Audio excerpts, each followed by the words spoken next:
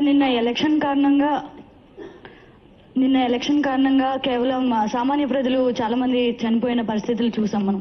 దానికి బాధ్యత వహించాల్సింది ఎవరంటారు? నువ్వు కాదు కదమ్మా,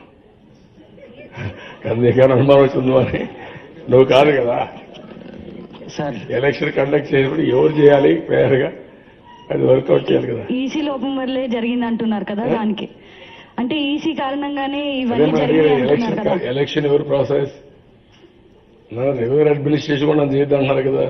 కడైనా మీ కథ వదిలిపెట్టండి. నేను డ్రింకింగ్ వాటర్ ఇవాళ అవి కూడా చేయడానికి లేదు, నేను సీఎస్ చేస్తా, నేను చేస్తాను అన్నారు. కాబట్టి వాళ్ళే తీసుకోవాలి కదా మరి.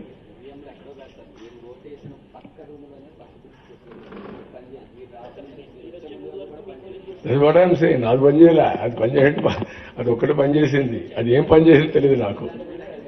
కాదు, నా ఓటు ఎవరు పోయిందో అది లేదు ఇప్పుడు. నిజమా, నా ఓటు నాకు పోయిందా? మా పార్టీకి వచ్చిందా నా ఓటు? ఇతను మన ఓటు మనకు పడిందని ఎవరికి తెలుసు? ఒకప్పుడు నా ఓటు నాకు పడిందని నమ్మకం, అది కూడా తెలియదు. ఇప్పుడు రెండోసారి ఏదైనా రీకౌంట్ చేయాలంటే కూడా అవకాశం ఎంత ఉండదు. ఇప్పుడు రీకౌంట్కి ఏమో అవకాశం ఉంది, మళ్ళీ ప్రెస్ చేస్తే అదే వస్తుంది. ఎన్నిసార్లు ప్రెస్ చేస్తే అదే ఉంటుంది. This is very farce. I'm telling you, this is very big farce for the nation, disaster for the nation.